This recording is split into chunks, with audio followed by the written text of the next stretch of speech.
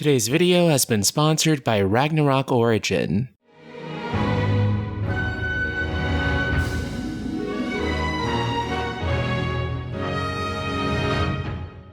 So first of all, I want to apologize for how my voice might sound throughout this video. I have been battling COVID-19 and I'm finally feeling better. And you know what has made me truly feel better? That brand new Final Fantasy 16 trailer that we just got. Note that this is not my trailer analysis. That will be coming next week. Instead, today I want to talk about how I have a lot of thoughts and feelings on that trailer, and I want to discuss some of the information that's out so far, and my thoughts on the game. Most of it overwhelmingly good, and a few concerns that I have. But first, a word from our sponsor, Ragnarok Online, an MMORPG with a dynamic action battle system and hundreds of weapons to choose from. It also has improved combat and visuals that greatly surpass the original Ragnarok. And they've introduced a new job to your arsenal, Alchemist. Alchemist can carry a homunculus and utilize potions and flasks to interrupt your enemies, and to buff your party members. A brand new area has also become available, Aldebaran. A new chronicle emerges, featuring the historical clock tower of Aldebaran. Visit undiscovered dungeons to level up and get rewards. And right now, they're doing a limited time event with South Korean singer, rapper, songwriter, and record producer, Psy.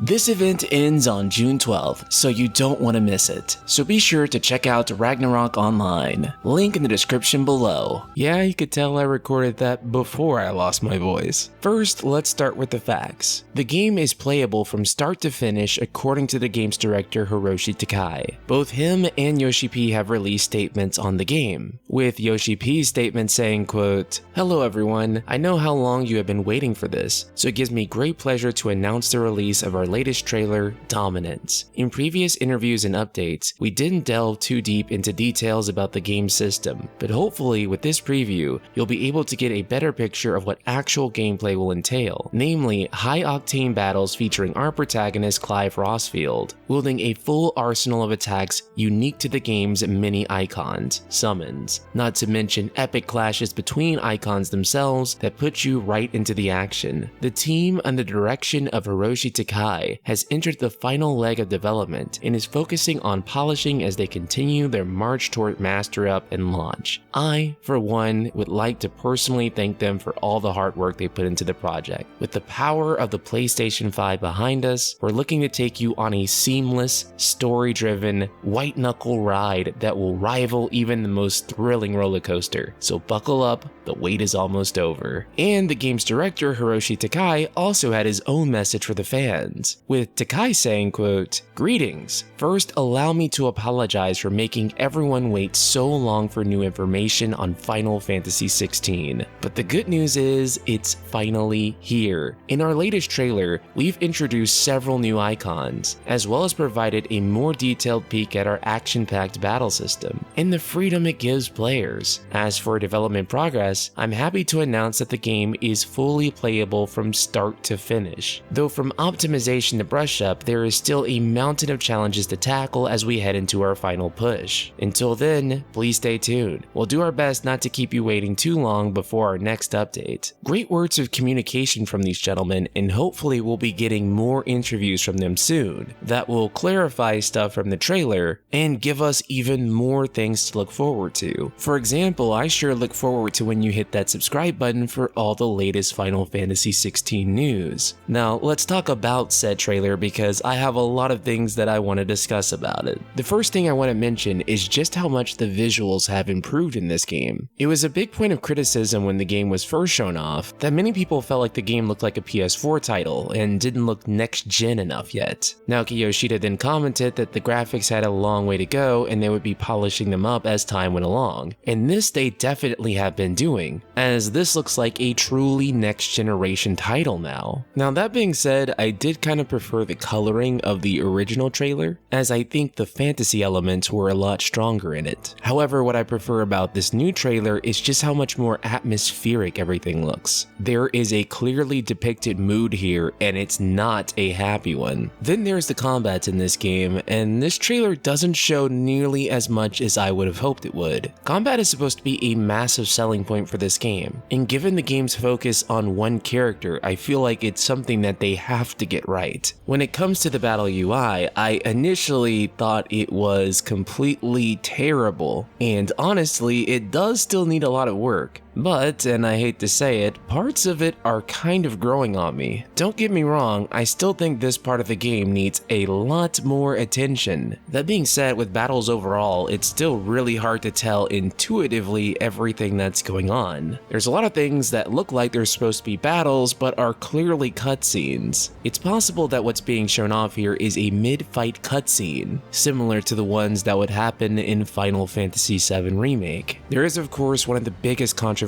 of this whole trailer, and it seems to be that there are in fact no party members. Many Final Fantasy fans online have already expressed a lot of grief over this one. To them, the absence of a party means that this is no longer Final Fantasy. If you really want to know my thoughts on it, I'm really not that bothered by it. I absolutely love having a party for story reasons, character interactions, and seeing diverse perspectives from characters around this world. However, there is another place in which I'm not a fan of having multiple characters in an action RPG, and that is of course in the gameplay. I think Final Fantasy VII Remake's party system is probably the best of any JRPG ever. The way you can switch between characters on the go, give characters commands even when you're not controlling them, and the uniqueness of how every character controls is awesome. However, there are still many times in which I'm babysitting characters after they decided to stand in an AoE.